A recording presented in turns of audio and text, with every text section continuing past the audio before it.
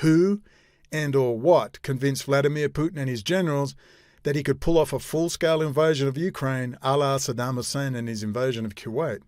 As Donald Trump was brought into being by extremely pro-Russian and Israeli forces within and without America, as Trump initially expressed a wish to see NATO ended and a withdrawal of the United States from Eurasia and the Middle East to return home and build infrastructure, as Trump was pressured by an Israeli-Russian intelligence outfit known as Chabad Lubavitch and their chief asset, Jared and Ivanka Kushner, in the Oval Office, and with Henry Kissinger backing up the whole program, it would seem fair to assume the invasion of Ukraine was a done deal long ago, and a giant spanner was thrown in the works by a clique within the United States military and intelligence community.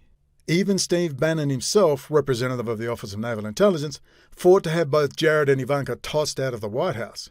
Henry Kissinger, I do not need to hear from you about the liberal world order at the post. You are guilty, sir. You are guilty. You think you got blood on your hands for the bombings back in the Vietnam War? You have blood on your hands for this.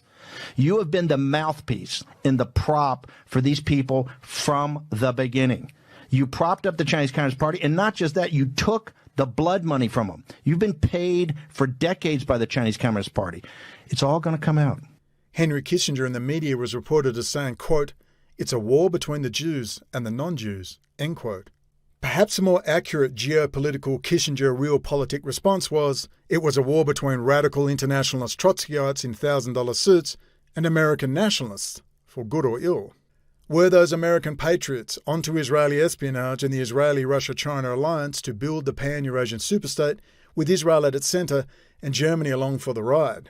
The United States was not invited to the party, but it appears with Ukraine, the fight for control of the world island, the Eurasian landmass, has entered a new and confusing phase. This is not kung fu, classy. This is a bar fight, and working out who is who in this crazy zoo is not easy. The United States has decided it seems to gatecrash the party, and all Putin has done is make NATO great again, and the Berlin-Moscow-Beijing alliance is off, for now. This all remains to be seen.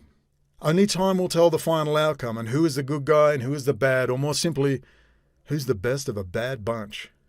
2022 is a major pivot point. Make sure you have a few weeks of food at least, water, and for crazy Americans, ammunition. Let's see who's left standing in the morning. Good luck, and remember the people perish for a lack of knowledge,